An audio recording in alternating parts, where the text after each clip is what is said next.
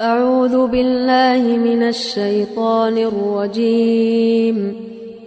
إن المسلمين والمسلمات والمؤمنين والمؤمنات والقانتين والقانتات والصادقين والصادقات والصابرين والصابرات والخاشعين والخاشعات والمتصدقين والمتصدقات والصائمين والصائمات والحافظين فروجهم والحافظات والذاكرين الله كثيرا والذاكرات أعد الله لهم مغفرة وأجرا عظيما.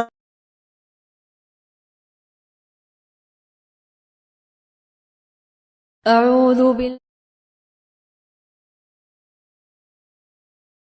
نحمده ونصلي على رسوله الكريم اما بعد فاعوذ بالله من الشیطان الرجیم. السلام علیکم ورحمۃ اللہ وبرکاتہ. الحمد للہ.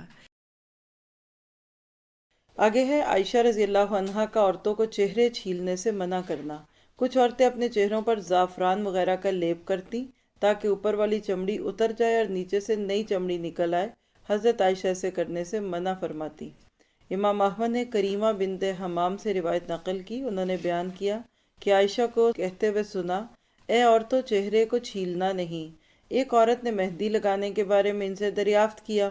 انہوں نے فرمایا مہندی لگانے میں کچھ حرج نہیں، لیکن میں اس کو ناپسند کرتی ہوں کیونکہ میرے حبیب کو اس کی بو ناپسندیدہ تھی. یعنی آپ دیکھیں کہ چہرے چھیلنے کی جو بات آئی ہے تو اس میں آپ دیکھیں کہ جیسے اب آپ سوچ رہے ہوں گے اچھا پھر ہم اسکرب نہیں کر سکتے، ہم ویج فیشیل نہیں کر سکتے، لیکن یہ ان کا ایک خاص عمل تھا جس میں واقعی اوپر کی سکن چھل جاتی تھی. زعفران بہت اسٹرانگ قسم کی چیز ہوتی ہے، جب اس کو لگائیں تو ایک قسم کی اوپر کی سکن اتر کے تو اندر سے فریش آنے کا ڈر ہے. تو ہر وہ چیز جس سے نقصان ہو، یہ چیزیں عادت نہیں ہونی چاہیے. ونسا وائل کبھی آپ اپنے آپ کو رکھتے ہیں جو بھی ہے. چہرے کو صاف کرنا، کوئی اپٹن لگا لیتا ہے، کوئی اس کے اوپر کوئی فیس ماسک لگاتا ہے، اٹس اوکے. یہاں مراد اس سے خاص طور پہ اوپر کی سکن کو چھیل کر اندر کی سکن کو لگانا ہے. ٹھیک ہے، تو اس لیے آپ لوگ یہ پریشان نہ ہو کہ اب ہم سارے اسکرب بھی چھوڑ دیں. اور یہ جو رنگنے کی بات تھی نا، تو یہ بالوں میں مہندی لگانے کے بارے میں سوال تھا، کیونکہ نیچے آپ ریفرنسز اگر پڑھیں نا تو یہاں نہیں سمجھ آ رہا کہ مہندی کہاں لگانی ہے، لیکن وہ ابو داؤد کی روایت میں کہ سر کے بالوں کو مہندی لگانے کی بات اس میں ہوئی تھی. اس قصے سے کیا پتہ چلا کہ عورتوں کو سمجھانے کے متعلق عائشہ کا اہتمام اور رسول اللہ کی ناپسندیدہ چیز کو عائشہ کا ناپسند کرنا. پھر عائشہ رضی اللہ عنہا کا نشے کا سبب بننے والے برتنوں سے روکنا. ام المومنین حضرت عائشہ سے عورتوں نے مختلف قسم کے برتنوں میں نبیذ بنانے کے متعلق پوچھا تو انہوں نے آخر اس برتن سے منع فرمایا جو مشروب میں نشہ پیدا کرنے کا سبب بنے. دلیل کیا ہے؟ امام حاکم نے مریم بنت طارق سے روایت نقل کی. انہوں نے بیان کیا میں مہاجر عورتوں کے ساتھ تھی، ہم نے حج کیا، پھر ام المومنین عائشہ رضی اللہ عنہا کی خدمت میں حاضر ہوئیں. انہوں نے بیان کیا کہ عورتوں نے برتنوں میں نبیذ بنانے کے متعلق پوچھنا شروع کیا تو انہوں نے یعنی عائشہ نے فرمایا اے عورتوں تم ایسے برتنوں کا ذکر کر رہی ہو جن میں سے بہت سے رسول اللہ صلی اللہ علیہ وسلم کے زمانے میں موجود نہ تھے، بس تم اللہ سے ڈرو اور خیر اس برتن کے استعمال سے گریز کرو جو تمہارے لیے مشروب کو نشاور بنا دے، کیونکہ رسول اللہ نے فرمایا ہر نشاور چیز حرام ہے. کیا پتہ چلا کہ ام المومنین نے سوال کرنے والی عورتوں کو ایک عام ضابطہ رسول بتلا دیا کہ وہ ہر ایسے برتن کے استعمال سے اجتناب کریں یعنی ایوائڈ کریں جس میں مشروب میں نشہ پیدا ہو. دوسری بات حضرت عائشہ کے بیان کردہ ضابطے کے پس منظر میں شریعت مطہرہ کا مشہور اور مسلم قاعدہ ہے کہ جو عمل یا چیز ممنوع کاموں تک لے جائے اس سے ابتدا ہی سے اجتناب کیا جائے، اور اسی کا نام شرعی اصطلاح میں سد الذرائع ہے. صد کہتے ہیں دیوار کو روک دینا، ذرائع مینز یعنی ذرائع کو ختم ہی کر دیا جائے، یعنی جو راستہ گناہ کی طرف جاتا ہے اس راستے پہ چلنا ہی چھوڑ دیں. پھر دوسری بات یہ ہے کہ بیان کردہ قاعدہ رسول پر عمل کرنے کا حکم دینے سے پہلے انہیں اس بات کی تاکید فرمائی کہ وہ اللہ تعالیٰ سے ڈرتی رہیں، کیونکہ اللہ تعالیٰ کا تقوی تمام معاملات کی اساس، اصل اور جڑ ہے، اور دل میں تقوی کے جاگزیں ہونے کے بعد ہر ممنوع چیز اور عمل سے بچنا انتہائی آسان اور سہل ہو جاتا ہے۔ حضرت عائشہ نے اپنی نصیحت کی تائید میں فرمان رسول بیان کیا، یہ بھی اس میں بات تھی۔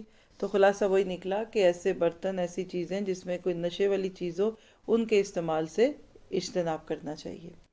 پھر حفصہ کا جوانوں کو زمانہ شباب سے فائدہ اٹھانے کا حکم۔ امام ابن جوزی نے ہشام بن حسان سے روایت نقل کی، انہوں نے بیان کیا کہ حفصہ رضی اللہ عنہا میں کہا کرتی تھی، اے جوانوں، زمانہ جوانی میں اپنی جانوں سے خوب فائدہ حاصل کرو، میں نے جوانی کے عمل ایسا بہترین عمل کسی اور زمانے میں نہیں دیکھا۔ سوال پیدا ہوتا ہے کہ کس جوانی سے اور کیا فائدہ دینا چاہ رہی ہیں؟ اطاعت اور عبادت، یعنی اس وقت نیکیاں زیادہ کر سکتے ہو، بعد میں نہیں کرو گے۔ تو یاد رکھیے کہ اطاعت اور عبادت تو زندگی کے ہر مرحلے میں بھلی اور اچھی ہے، لیکن زمانہ شباب کی نیکی، فرمانبرداری اور بندگی کے کیا کہنے، یقیناً یہ تو آنکھوں کو ٹھنڈا اور دلوں کو باغ باغ کر دیتی ہے۔ اس کی شان و عظمت پر وہ حدیث بھی دلیل میں ہے جس میں نبی کریم صلی اللہ علیہ وسلم نے 7 اشخاص کا ذکر فرمایا جنہیں روز محشر جب کہ کوئی سایہ نہ ہوگا، اللہ تعالیٰ اپنے سائے میں جگہ عطا فرمائے گا۔ انہی 7 میں سے ایک شخص کے متعلق حضرت صلی اللہ علیہ وسلم نے فرمایا، آپ نے بھی یہ حدیث یقیناً پہلے بہت دفعہ پڑھی ہوگی، کون لوگ ہوں گے جن کو اللہ تعالیٰ اپنے عرش کے سائے میں جگہ دیں گے؟ شاب نشا فی عبادت اللہ، وہ جوان جس کا دل عبادت میں لگ جائے۔ دعا کریں اپنے بچوں کے لیے کہ ان کے دل عبادت میں لگ جائیں، جس شوق سے یہ دوسرے کام کرتے ہیں، اسی ذوق سے، شوق سے یہ مسجدوں میں جائیں، یہ روزے رکھیں، یہ دین کو پھیلائیں، سیکھیں، ان کو علم کا شوق ہو جائے۔ اور ماؤں کی دعائیں لگتی ہیں، ہم شاید اب یہ دعائیں بھی نہیں دیتے، ہم کہتے ہیں بیچارے کیسے جائیں نا، مصروف بھی تو اتنے ہیں، کام بھی تو اتنا ہے، جاب بھی تو اتنے گھنٹوں کی ہے، اور کاروبار تو اتنا ہے۔ ہم نے ایسے لگتا ہے ایکسیپٹ کر لیا، سچی بات، بس نماز روزہ پڑھ تو لیتے ہیں نا، چاہے فجر 12 بجے پڑھے اور سارے دن کی نمازوں کو 2 کر کے یا رات کی اکٹھی پڑھ لیں۔ ہم اتنے بھی بڑے خوش ہیں کہ چلو دوسروں سے تو بہتر ہے، حالانکہ کوشش یہ کرنی چاہیے کہ آپ اپنے سے بہتر ہوں۔ دیکھیے ایک اصول بنائیں، بچہ کہتا ہے کہ میں دوسروں سے تو بہتر ہوں نا، میرا دوست تو نماز بھی نہیں پڑھتا، تو آپ کیا کہیں؟ یہ جملہ بولیں، آپ خود سے بہتر ہوں۔ اس میں کیا ہے؟ آج کی جو حالت ہے اس سے بہتر ہو جائیں، کچھ بہتری آئے گی۔ پھر 1 مہینے بعد کہیں گے بیٹا آپ اپنے سے اپنے آپ کو تقابل کرو کہ آپ خود جیسے ہوں، اب آپ نے اپنے آپ کو اس سے بھی اچھا کرنا ہے، تو مسلسل اصلاح ہوگی نا۔ اور ان ماؤں کی کیا خوش بختی ہے کہ جن کے بچے ان کی آنکھوں کے سامنے بھاگ بھاگ کے نیکیوں کی کام کر رہے ہوتے ہیں، ارادے کرتے ہیں۔ تو بہرحال یہاں پہ ہمارا یہ دوسرا ٹاپک بھی پورا ہوا کہ جس میں اجتماعی طور پہ عورتوں نے کچھ کاموں کو دیکھا، کیا۔ آگے انشاءاللہ علماء اور طلباء کا احتساب ہے خواتین کے تھرو۔ بیسیکلی اب دوسری بات شروع رہی ہے، ابھی ہم نے ایک حصہ بک کا پورا کیا ہے کہ جس میں سے خواتین کا اپنے قریبیوں کو اور اپنے ساتھ رہنے والے ارد گرد کے جو لوگ ہیں ان کا اجتماعی احتساب کیا تھا۔ اب یہاں سے دوسری طرف بات جائے گی، کیا ہے کہ خواتین کا علماء اور طلباء کو احتساب، یعنی خواتین دیکھیں کہ کسی دین والے نے کوئی بات ایسی کہہ دی ہے جو درست نہیں، یا کوئی ایسی بات کہی ہے جس کی دلیل پیش نہیں کی، تو کیا خواتین بھی حق رکھتی ہیں کہ ایسے لوگوں کو پوچھ سکیں یا ٹوک سکیں؟ اس میں زیادہ واقعات اسی قسم کے آئیں گے۔ قرون اولیٰ کی مسلمان خواتین نے نہ صرف عامت الناس کا احتساب کیا بلکہ انہوں نے اہل علم اور طلباء کا بھی احتساب کیا۔ غلطی سرزد ہونے کی صورت میں کسی کا علم و فضل ان کے احتساب کی راہ میں رکاوٹ نہ بن سکا۔ حدیث، تراجم اور تاریخ کی کتابوں میں اس بارے میں کئی دلائل موجود ہیں، یہاں 20 مختلف دلیلیں انشاءاللہ ہم دیکھیں گے۔ سب سے پہلی رؤیت باری تعالیٰ، یعنی اللہ تعالیٰ کو دیکھنا۔ اس کے متعلق سوال پر حضرت عائشہ کا احتساب۔ مسروق نے عائشہ سے رسول اللہ صلی اللہ علیہ وسلم کے اللہ تعالیٰ کو دیکھنے کے بارے میں سوال کیا، یعنی کہ اللہ کے نبی نے اللہ تعالیٰ کو دیکھا تھا؟ اس پر عائشہ نے اظہار استغراب کیا اور مسروق کا احتساب کیا، یعنی غصہ کیا اور ان کو اس چیز پہ سرزنش کی۔ کیسے؟ امام احمد نے عامر سے روایت نقل کی ہے، مسروق آئے اور کہا، اے ام المومنین، کیا محمد صلی اللہ علیہ وسلم نے اپنے رب کو دیکھا؟ انہوں نے جواب میں کہا، سبحان اللہ، تمہاری بات کی وجہ سے میرے رونگٹے کھڑے ہو گئے ہیں۔ تم ان 3 باتوں کے متعلق کہاں ہو کہ جو بھی تجھے ان کے متعلق بتلائے اس نے جھوٹ بولا؟ وہ کون سی 3 باتیں؟ ان میں ایک جو تجھے یہ بتلائے کہ محمد صلی اللہ علیہ وسلم نے اپنے رب کو دیکھا ہے، اس نے جھوٹ بولا۔ پھر انہوں نے یہ آیتیں پڑھیں اور ان کے معنی کا ترجمہ یہ ہے کہ مخلوق کی نگاہیں اس کا ادراک نہیں کر سکتی، یعنی مخلوق اللہ تعالیٰ کو نہیں دیکھ پاتی، اور وہ ان نگاہوں کا پورا ادراک رکھتا ہے، یعنی ہم اللہ کو نہیں دیکھ سکتے لیکن اللہ تعالیٰ ہمیں دیکھ رہا ہوتا ہے۔ اور کسی انسان کے لیے ممکن نہیں کہ اس سے اللہ تعالیٰ بات کرے سوائے اس کے کہ اس پر وحی نازل کرے یا پس پردہ سے۔ اور جو تجھے آئندہ کل کے بارے میں بتلائے اس نے جھوٹ بولا، یعنی پامسٹری، فورچون ٹیلر، کل کیا ہوگا، یہ ہفتہ کیسا گزرے گا، تو یہ سب کچھ جھوٹ ہے۔ پھر انہوں نے اس آیت کریمہ کی تلاوت کی جس کا معنی یہ ہے کہ بے شک اللہ تعالیٰ ہی کو قیامت کا علم ہے اور وہی بارش برساتا ہے اور وہی جانتا ہے جو ماں کے رحم میں ہوتا ہے، اور کوئی نہیں جانتا کہ وہ کل کیا کرے گا، اور نہ ہی کوئی یہ جانتا ہے کہ زمین کے کس خطے میں اس کی موت ہوگی۔ یقیناً اللہ تعالیٰ بڑا جاننے والا اور بڑا باخبر ہے۔ اور جو تجھے یہ خبر دے کہ محمد صلی اللہ علیہ وسلم نے کچھ چھپایا اس نے جھوٹ بولا۔ پھر انہوں نے اس آیت کریمہ کی تلاوت کی، معنی کیا ہے؟ اے رسول، آپ پر آپ کے رب تعالیٰ کی جانب سے جو نازل کیا گیا ہے اسے پہنچا دیجئے۔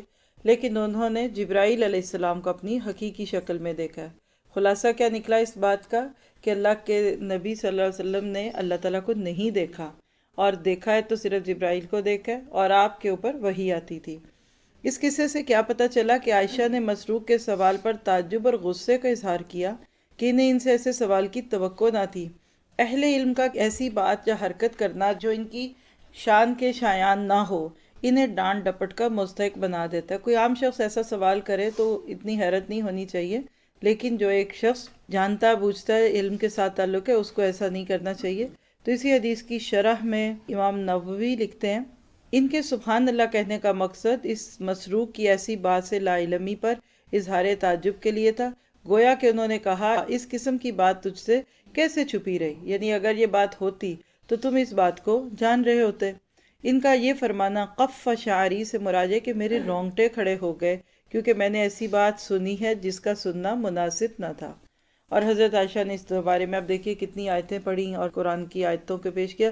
اس سے کیا پتہ چلتا ہے؟ زبانی آیتیں آتی ہوں گی تبھی ایسے وقتوں پہ پیش کریں گے نا۔ ہم میں سے کتنے لوگ ہیں جو قرآن کی کوئی ایک دو آیت بھی صحیح طرح سے کوٹ کر سکتے ہیں؟ سارا دن گفتگو میں، باتوں میں، حالات اور واقعات میں ایک لڑی کی طرح قرآن کی آیتیں چلتی ہیں الحمدللہ۔ کب؟ جب آپ اس کو سمجھتے ہیں ترجمے کے ساتھ، مفہوم کے ساتھ، پھر آپ کو ہر بات کا جواب مل جاتا ہے قرآن سے۔ اور جو سمجھ نہیں پاتا وہ عین وقت پہ استعمال کہاں کرے گا؟ جیسے کہ گھر میں کوئی چیز رکھی ہوئی ہے لیکن آپ کو یاد نہیں ہے کدھر ہے، تو عین وقت پہ آپ استعمال نہیں کریں گے۔ آج ہمارا قرآن کے ساتھ ایسا تعلق کیوں نہیں؟ یہ سوال ہم خود سے ضرور کریں۔ لفظی ترجمہ یاد کرنا اور اس کے اوپر محنت کرنا اس لیے بندے کو بہت ہی خوبصورت تجربہ سکھاتا ہے، اور وہ کیا ہے کہ انسان پھر قرآن کو پڑھتے سنتے ہوئے اس کا مفہوم سمجھنے لگتا ہے۔ تو ہم سب اس کی دعا کریں۔ اس سے بڑی دولت دنیا میں کوئی نہیں ہے کہ آپ کو خالق کی بات سمجھ آنے لگ جائے۔ اور آج آپ دیکھیں دین کے نام پہ اور کئی کام کرنے آسان ہے، لیکن قرآن سیکھنے کے لیے بیٹھنا، جمنا، پڑھنا، ٹیسٹ دینا یہ مشکل ہے۔ حالانکہ اس کے بعد جو ڈگری ملتی ہے وہ دنیا کی بڑی سے بڑی یونیورسٹی سے بھی آفر نہیں کی جا سکتی۔ پھر آگے ہے رونے پر عذاب میت کے متعلق قول ابن عمر پر حضرت عائشہ کا احتساب۔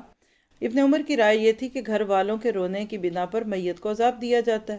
ام المومنین کو جب یہ پتہ چلا تو انہوں نے ان کا احتساب کیسے کیا؟ امام مسلم نے عروہ سے یہ بیان کیا، عائشہ کے سامنے ابن عمر کا قول ذکر کیا گیا کہ میت کو اس کے گھر والوں کے اس پر رونے کے سبب عذاب دیا جاتا ہے۔ انہوں نے فرمایا اللہ تعالیٰ ابو عبد الرحمن پر رحم فرمائے۔ یہ کیا کنیت ہے ان کی؟ انہوں نے ایک چیز کو سنا لیکن اس کو یاد نہیں رکھا۔ رسول اللہ کے پاس سے ایک یہودی کا جنازہ گزرا، اس کے احباب و اقارب اس پر رو رہے تھے۔ آپ نے فرمایا تم تو اس پر رو رہے ہو اور اس کو یقیناً عذاب دیا جا رہا ہے۔ ایک دوسری روایت میں آتا ہے کہ عائشہ نے فرمایا اللہ تعالیٰ ابو عبد الرحمن کو معاف فرما دے، انہوں نے جھوٹ تو نہیں بولا لیکن وہ بھول گئے ہیں یا ان سے چوک ہوئی ہے۔ دیکھیے کتنا اچھا ادب ہے نا۔ آج کی زبان میں کہہ لے کسی دوسرے دیندار یا کسی اور مسلک کے مولوی صاحب یا عالم دین ہے تو ان کے بارے میں ہمیشہ یہ کہے نہیں ان کو بھول لگی ہے، ان کو خطا لگی ہے۔ ہم کہتے ہیں ہاں بس یہ تو منافق ہو گئے، یہ تو دین سے نکل گئے، یہ تو اسلام سے نکل گئے، اور یہ تو کفر پہ چلے گئے، اور یہ ہو گیا اور وہ ہو گیا۔ تو لہٰذا ایسا نہیں ہے۔ اصل صورتحال یہ تھی کہ یقیناً رسول اللہ صلی اللہ علیہ وسلم ایک یہودی عورت کے جنازے کے پاس سے گزرے جس پر رویا جا رہا تھا، تو آپ نے فرمایا وہ تو اس پر رو رہے ہیں اور اس کو یقیناً قبر میں عذاب دیا جائے گا۔ پتہ کیا چلا کہ احتساب کے دوران حضرت عائشہ نے ابن عمر کے ساتھ نرمی، ادب اور احترام کا رویہ اختیار کیا۔ اس سے آپ کو مجھے کیا چاہیے کہ دوسرے دینداروں کے لیے ادب، نرمی اور احترام رکھا جائے۔ بعض دفعہ لوگ اس ساری باتوں کو بھول کر اتنے برے طریقے سے دوسروں کے اوپر تنقید کر رہے ہوتے ہیں کہ بات چاہے سچی ہو لیکن وہ نبی کا طریقہ نہیں تھا۔ کیسے حضرت عائشہ نے ان کے ساتھ نرمی اور ادب اختیار کیے؟ مثلاً کہ انہوں نے ابن عمر کے لیے دعا کی کہ اللہ تعالیٰ ان پر رحم کرے، اللہ تعالیٰ ان کو معاف کر دے۔ تو آج آپ بھی کسی کو، اگر آپ سے مراد یہ کہ جو دین کا کام کرتا ہے یا جس کو دین کی سمجھ ہے، اگر کسی دوسرے کے اندر کوئی خرابی دیکھے تو دعا کر دے کہ اللہ تعالیٰ بھی ان کو معاف کرے اور ہدایت دے۔ دوسری بات ہے کہ انہوں نے ابن عمر کا ذکر ان کی کنیت ابو عبد الرحمن کے ساتھ کیا، اور اہل عرب کے ہاں نام کی بجائے کنیت ذکر کرنے میں عزت اور تکریم سمجھی جاتی تھی۔ پھر اگلی بات کیا ہے کہ انہوں نے اس بات کی وضاحت کی کہ ان کی رائے میں ابن عمر کی غلطی کا سبب جھوٹ نہیں بلکہ بھول یا چوک ہے، اور حضرت عائشہ کے احتساب میں قوت اور زور تھا۔ اس کا اظہار انہوں نے اللہ کے نبی کے فرمان کے پس منظر سے آگاہ ہونے اور اس کو یاد رکھنے کے ذکر سے کیا، جبکہ حضرت ابن عمر یا تو اس سے آگاہ ہی نہ تھے یا اس کو بھول چکے تھے۔ اب سوال پیدا ہوتا ہے کہ کیا میت کے گھر والوں کے رونے پر میت کو عذاب ہوتا ہے؟ اب یہ کوشچن ہے پورا، تو اس کے بارے میں آپ دیکھیے جمہور علماء، جمہور کس کو کہتے ہیں؟ میجورٹی آف دی اسکالرز، وہ کیا کہتے ہیں کہ اگر مرنے والا وصیت کر کے جائے، اور عربوں میں یہ وصیت کی جاتی تھی، بڑا فخر سمجھتے تھے اس بات پر کہ فلاں پر رونے والے اتنے ہیں۔ عرب لوگ جب کسی کو گالی دیتے تھے یا برا بلا کہتے تو کہتے تھے اللہ کرے تو مرے اور تیرے اوپر کوئی روئے بھی نہ، یعنی ان کے ہاں یہ عیب تھا۔ تو اگر تو کہہ کے گیا پھر روئیں گے تو عذاب ہوگا، ورنہ نہیں ہوگا۔ اب جہالت میں جو لوگ روتے ہیں دوتے ہیں تو ان کو منع کرنا چاہیے ایسی باتوں سے، اور بعض علماء کہتے ہیں کہ اہل خانہ کے رونے پیٹنے سے منع نہ کرنے پر بھی اس کی وجہ سے عذاب ہوگا، لیکن بات یہ ہے کہ زندگی میں ہمیں کوشش کرنی چاہیے اپنے پیاروں کو ان باتوں پہ سمجھائیں۔ آپ دیکھیے لوگ باہر سے ہنستے بولتے جاتے ہیں اور جھوٹا رونا بنا کے گلے لگتے ہیں، صرف آواز، نہ آنکھیں روتی ہیں نہ کچھ، لیکن بس یہ عادت ہے کہ یہ ہم نے رونا رلانا ہے۔ اور کئی ساتھی بتاتے ہیں کہ 10 دن تک لوگوں کے گھروں میں ایک پھوڑی ڈلی رہتی ہے، ایک آ رہا ہے اس کو بیٹھ کے باتیں کرے، 2 منٹ میں رو کے بیٹھ کے باتیں کر رہے ہوتے ہیں بعد میں۔ تو یہ بھی پسندیدہ عمل نہیں ہے۔ اصل بات یہ ہے نا کہ ہم اوپر سے رونے کو اور ظاہر کرنے کو یا لوگوں کی نظروں میں بڑا بننے کو اہمیت دیتے ہیں۔ پھر اگلا مسئلہ کیا کہ دوران غسل مینڈیاں کیا ہوتی ہیں؟ چھوٹی چھوٹی چٹیاں، ان کو کھولنے کے فتوے پر حضرت عائشہ کا احتساب۔ عبداللہ بن عمر، اچھا میں عمر کیوں پڑھ رہی ہوں؟ کیونکہ لفظ عمر کے بعد واو ہے، عربی کا یہ اصول یاد رکھے۔ بعض لوگ کیا پڑھتے ہیں؟ عمرو، ہم لوگ عمرو یار کی کہانیاں بچپن میں پڑھتے رہے، تو وہ عمرو نہیں تھا، عمر تھا۔ حضرت عبداللہ بن عمر رضی اللہ عنہما عورتوں کو دوران غسل مینڈیوں کو کھولنے کا حکم دیتے تھے۔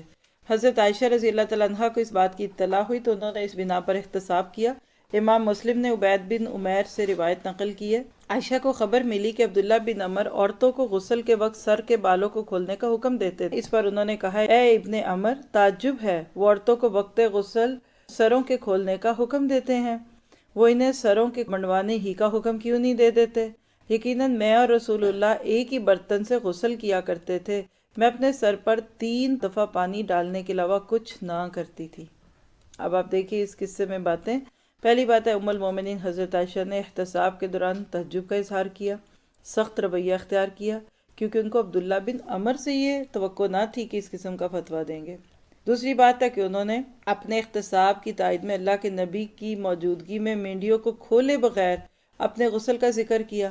تو اگر مینڈیوں کا کھولنا ضروری ہوتا تو آپ ضرور ایسا کرنے کا حکم دیتے، یعنی جہاں حدیث بیان کر سکتی تھی وہاں حدیث کرتی تھی، پر یہاں عمل بیان کر رہی ہیں کہ میں نے خود اسی طرح بغیر اپنی مینڈیوں کے کھولے غسل کیا اور آپ نے مجھے نہیں روکا، تو پھر یہ ضروری نہیں ہے۔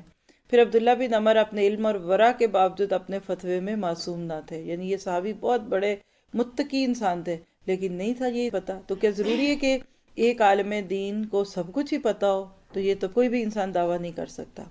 پھر اس میں امام نووی نے عبداللہ بن عمر کے اس فتوے کے سبب کئی احتمال کہتے ہیں اندیشے، جیسے ڈیفرنٹ خیالات آ سکتے ہیں، پیش کیے۔ انہوں نے تحریر کیا کہ شاید انہیں حضرت عائشہ اور ام سلمہ کے بارے میں روایت کردہ حدیث کا علم نہ تھا، یا ان کا بالوں کو کھولنے کا حکم وجوب کے لیے نہیں، یعنی واجب نہیں، بلکہ ازراہ استحباب کہتے ریکمینڈڈ، پسندیدہ، یعنی وہ کہتے کہ شاید انہوں نے اس لیے فتویٰ دی کہ یہ واجب تو نہیں ہے لیکن پسندیدہ ہے کہ بال کھول لیے جائیں، یہ مراد ہے۔ ان کے فتوے کا سبب کچھ بھی ہو، لیکن بنیادی قاعدہ اور حتمی اصول یہ ہے کہ نبی کریم صلی اللہ علیہ وسلم کی حدیث شریف سے متعارض کہتے ہیں کانٹراڈکٹ کرنے والی کسی بھی امتی کے فتوے کی کوئی حیثیت نہیں ہے۔ ترجمان القرآن عبداللہ بن عباس رضی اللہ عنہ نے کیا خوب بات کہی، ما من احد الا وهو ماخوذ من کلامہ ومردود علیہ الا رسول اللہ صلی اللہ علیہ وسلم۔ رسول اللہ کے سوا کسی کی بھی بات لی جا سکتی ہے، اس کو رد بھی کیا جا سکتا ہے، لیکن اللہ کے نبی کی کسی بات کو رد نہ کیا جائے گا بلکہ ان کے ہر فرمان پر عمل کیا جائے گا۔ اب آپ کے ذہنوں میں سوال ہوگا کچھ لوگوں کے کہ یہ بال کھولنے کا ایشو کیا ہے، تو دیکھیے دو طرح کا غسل ہوتا ہے، ایک پیریڈز کا غسل ہوتا ہے، ایک جنابت کا غسل ہوتا ہے۔ ایک مہینے میں ایک ہی دفعہ ہوتا ہے، دوسرا کسی وقت کبھی بھی ہو سکتا ہے۔ پیریڈز کے غسل میں تو پورے سر کے بال کھول کر اپنے جسم پہ پانی بہانا، یعنی یہ اس کی لیسٹ ریکوائرمنٹ ہے کہ ناخن کے برابر جگہ بھی خشک نہ رہے۔ رہ گیا غسل جنابت، تو اس کے بارے میں تھوڑی سی رعایت ہے، کیونکہ عرب لوگ خواتین جو تھی وہ اپنے بالوں کی چھوٹی چھوٹی میڈیاں کر دیتی تھیں۔ آج بھی اگر آپ پہاڑی علاقوں میں دیکھیں تو بہت چھوٹی چھوٹی میڈیاں کی جاتی ہیں۔ اب وہ کرنے میں اتنی محنت ہے تو کھولنے میں بھی محنت ہے تو دوبارہ کرانے میں بھی ہے، تو اس صورت میں پانی کی لپے لے کر اس طرح سے کہ سکن کی پوری کھال گیلی ہو جائے، اس کی اجازت ہے۔ یعنی آج بھی کوئی بھی عورت ہے، مثال ہے مجبوری ہے، دیر ہو رہی ہے، جلدی ہے، پانی نہیں ہے، تو جنابت کے غسل میں صرف سر کے اوپر پانی ڈال کے، جیسے اب سنک میں ہے رکھ کے سر، اگر صرف سر کی یہ کھوپڑی جس کو اب سکل کہتے ہیں یہ گیلی ہو جائے، تو اب لمبے بال ہیں وہ پورے نہیں بھی دھو سکے تو کوئی بڑی بات نہیں ہے۔ بات واضح؟ اسی بات کا ادھر تذکرہ۔ بات واضح ہے یا کوئی سوال ہے ذہن میں؟ کلیئر ہے؟ چلیے آگے دیکھیے، پکی ہوئی چیز کھانے پر وضو کے فتوے پر ام سلمہ رضی اللہ عنہا کا احتساب۔ حضرت ام سلمہ کے سامنے ذکر کیا گیا کہ ابو ہریرہ نے پکی ہوئی چیز کھانے پر وضو کرنے کا حکم دیا۔ حضرت ام سلمہ نے سنت رسول کی روشنی میں اس کی تردید کی۔ امام احمد اور امام ابو یعلا الموصلی نے عبداللہ بن شداد سے روایت نقل کی ہے، انہوں نے بیان کیا، میں نے ابو ہریرہ رضی اللہ تعالی عنہ کو یہ بات بتلاتے ہوئے سنا، آگ کی پکی ہوئی چیز سے وضو کرو۔ عبداللہ بن شداد نے بیان کیا کہ مروان نے اس بارے میں استفسار یعنی سوال پوچھنے کی غرض سے ام سلمہ کے پاس قاصد بھیجا۔ ام سلمہ نے فرمایا، میرے ہاں نبی صلی اللہ علیہ وسلم نے شانے کے گوشت کو دانتوں کے کناروں سے کھایا، پھر نماز کے لیے تشریف لے گئے اور پانی کو چھوا بھی نہیں۔ کیا پتہ چلا؟ ابو ہریرہ حدیث کے عظیم خزانے کے حافظ اور عالم تھے، لیکن فتویٰ اس وقت ان کا درست نہیں ہے۔ پکی ہوئی چیز کھانے سے وضو واجب نہیں ہوتا، ورنہ تو دیکھیے ابھی آپ نے بھی چائے پی، ہم نے بھی نا چائے جو تھی آگ پہ پکی نا، تو ہم سب کو پہلے وضو کرنا پڑتا، رائٹ؟ تو وہ کہتی ہیں میں نے تو آپ کو گوشت کھاتے دیکھا لیکن آپ نے اس کے بعد وضو نہیں کیا۔ ام سلمہ کا احتساب، اس کی قوت اور زور بہت شدید تھا، یہ دکھا۔ اس میں کوئی تعجب کی بات بھی نہیں ہے، کیونکہ اللہ کے نبی کے ساتھ رہتی تھیں، آپ کو دیکھا ہوا تھا، انہوں نے پورے یقین سے بات کی ہے۔ بات کا پھر خلاصہ کیا نکلا؟ پکی ہوئی چیز سے وضو شرط نہیں ہے، ہاں اونٹ کا گوشت کھانے سے وضو ٹوٹ جاتا ہے۔ دوسری بات، جو کھانا یا دودھ کی کوئی چیز لے کلی کر لینا چاہیے، یعنی آپ اگر نماز، جیسے ابھی آپ نے وضو تو تھا، آپ نے کوئی چیز کھا لی ہے، اگر آپ کے منہ میں ٹیسٹ ہے یا آئل لگا ہوا ہے یا آپ کو فیل ہو رہا ہے کچھ کھانے کا، تو پھر اس کے لیے وضو نہیں شرط، لیکن کلی کر لی جائے، یہ مطلب ہے۔ پھر طلوع فجر کے بعد وطر نہ ہونے کے فتوے پر عائشہ کا احتساب۔ حضرت ابو درداء کا فتویٰ کیا کہ طلوع فجر کے بعد وطر نہیں، یعنی سورج نکلنے سے پہلے پہلے ہی وطر پڑھ سکتے ہیں، بعد میں نہیں پڑھ سکتے۔ حضرت عائشہ کے سامنے بیان کیا گیا تو انہوں نے سنت کی روشنی میں اس پر تنقید کی۔ امام احمد نے ابو نحیک سے روایت نقل کی، یقیناً ابو درداء نے دوران خطبہ فرمایا، صبح پانے والے کے لیے وطر نہیں۔ کچھ اشخاص حضرت عائشہ کے پاس پہنچے اور انہیں اس بات کی خبر دی، اس پر انہوں نے فرمایا کہ رسول اللہ صبح کے وقت وطر پڑھتے تھے۔ اب آپ دیکھیں کہ یہ کب پڑھتے ہیں، عام طور پہ تو وطر رات کو ہی پڑھے جاتے ہیں، وطر کا جو انتہائی وقت ہے وہ فجر کی نماز ہے، اس سے پہلے کبھی بھی پڑھ سکتے ہیں۔ یہ تو ہمارے کلچر میں عشاء کی نماز کا حصہ بن گیا نا کہ ہم لوگ رات کو ہی پورا پڑھ لیتے ہیں، اٹس اوکے۔ عشاء کی نماز سے لے کر فجر کی نماز کے بیچ میں کسی بھی وقت وطر پڑھے جا سکتے ہیں۔ اب یہاں ایشو کیا چل رہا ہے کہ کسی نے نہیں پڑھے، سوچا تھا اٹھ کے پڑھوں گا، سورج نکل آیا، طلوع ہو گیا سورج، اب کیا کریں؟ تو وہ کہتے ہیں کہ نہیں پڑھ سکتے، لیکن عائشہ کہتی ہیں کہ نبی صلی اللہ علیہ وسلم نے کہا، اور حدیث بھی موجود ہے کہ جو پڑھتا تھا نہیں پڑھ سکا، بھول گیا، وہ صبح سورج نکلنے کے بعد پڑھ سکتا ہے، کیونکہ گلٹ نہیں ہوگا، عادت ہے اور نفل چیز ہے، اس لیے اس کے اندر کوئی بہت زیادہ اس میں ایک فائن لائن نہیں آپ کھینچ سکتے. تو یہ چیز ان کی اصلاح کی حضرت عائشہ نے. پتہ چلا کہ ابو درداء اپنی سچائی اور استقامت کے باوجود فتوے میں معصوم نہیں تھے.